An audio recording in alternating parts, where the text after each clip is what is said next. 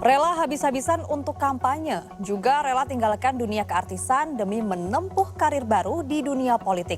Sejumlah pesohor berjamaah banting setir sebagai politikus dan berjuang habis-habisan untuk jadi anggota dewan.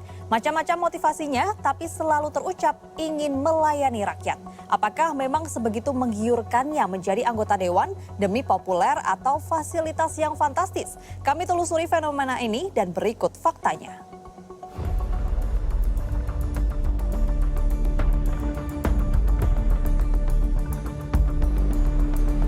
Para calon legislatif yang mengikuti kontestasi pada tahun 2024 ini boleh berasal dari kalangan manapun asalkan memenuhi persyaratan, termasuk dari kalangan selebritis yang banting setir dari dunia hiburan ke dunia politik. Tahun ini pesta demokrasi bertabur bintang. Tak hanya pesohor senior, sejumlah publik figur muda ikut terjun berjamaah banting setir mendadak jadi politikus. Sebut saja Tina Tun, Giring, Komeng, Verrel Bramasta, Vicky Prasetyo, dan masih banyak lagi. Suka tidak suka macam-macam tanggapan warga. Ada yang menilai para pesohor ini mumpuni, ada pula yang menganggap mereka bisa apa. Kalau keraguan ya pasti ada, tapi balik lagi ke orangnya. Kalau memang orangnya amanah, ya kenapa enggak gitu loh. Tapi kalau namanya keraguan pasti ada, karena mereka kan latar belakangnya memang latar belakang dunia hiburan. Cuma seharusnya dengan latar belakang dunia hiburan mereka punya semacam komunikasi yang lebih baik lah kepada masyarakat. Menurut aku nggak apa-apa sih, karena kalau misalnya dia bisa menjanjikan sesuatu yang emang bermanfaat, apalagi buat anak muda zaman sekarang, itu bagus banget buat NKRI sekarang kan, karena kita perlu anak muda yang tahu sama zaman sekarang. Jangan ngelupain diri mereka aslinya kayak gimana, jangan merasa kalau sudah menjadi caleg, derajat mereka lebih tinggi daripada kita. Terus juga coba untuk menyampaikan apa yang kita mau dengan teknik bicara yang relate sama kita, jadi kita merasa lebih percaya dan percaya kalau mereka tuh bisa membawa kita ke masa depan yang lebih baik lagi.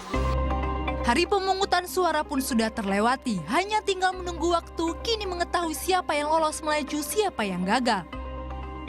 Yang jadi pertanyaan, kenapa bisa sebegitu menggiurkannya menjadi anggota dewan? Ketika saya sebagai seorang selebriti artis ingin membantu masyarakat, keuangan saya tidak sanggup, kemampuan saya tidak sanggup. Ketika saya masuk dalam sebuah sistem, saya bisa membantu pemerintah membuat program yang serta-merta dirasakan langsung pada ribuan bahkan ratusan ribu orang. Nah, disitulah nilai kebahagiaan adalah ketika kita bisa mampu melakukan perbaikan kepada sistem kemasyarakatan di Indonesia. Kita di sini juga berlomba, berkompetisi untuk sebanyak mungkin kita bisa melakukan manfaat, apakah kepada daerah pemilihan kita sesuai dengan Undang-Undang MD3 atau kepada masyarakat secara keseluruhan. Rela habis-habisan untuk kampanye jelas jadi pengorbanan. Juga rela tinggalkan dunia keartisan demi menempuh karir baru di dunia politik. Namun lagi-lagi, apakah ini demi populer atau fasilitas yang fantastis?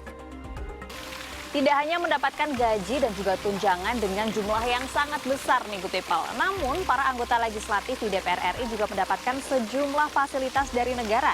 Di antaranya adalah anggaran pemeliharaan rumah jabatan, perlengkapan rumah, dana pensiunan, dan juga anggaran beras pensiunan. Yang mana jika anggota DPR RI sudah pensiun, mereka akan tetap mendapatkan 60% dari gaji mereka.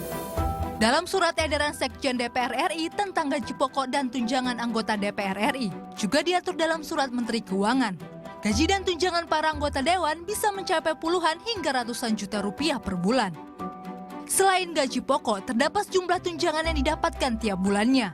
Mulai dari tunjangan sidang, tunjangan asistensi anggota, tunjangan beras, tunjangan PPH, tunjangan istri, tunjangan 2 anak, tunjangan jabatan, tunjangan kehormatan, tunjangan komunikasi, bantuan listrik dan telepon, dan biaya perjalanan harian. Ketika harkat martabat mereka itu besar di dunia artis, ketika itu mulai redup, ketika mulai turun ya dengan zaman yang berubah, maka ya pilihannya di politik itu. Nah, dengan dunia politik ya ketika mereka menjadi anggota DPR, itu kan aksesnya kemana-mana.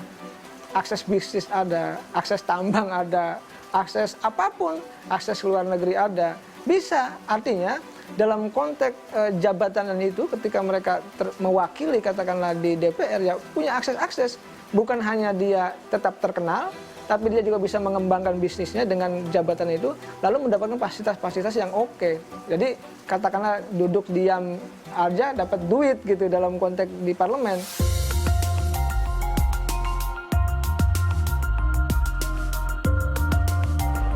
Menjadi wakil rakyat artinya harus bisa melayani apa yang rakyat butuhkan. Mau dari kalangan apapun, yang jelas jangan sampai merugikan dan juga mengecewakan rakyat. Nah, kalau menurut Good People bagaimana? Maria Natasha, Adnan Adi melaporkan untuk NET.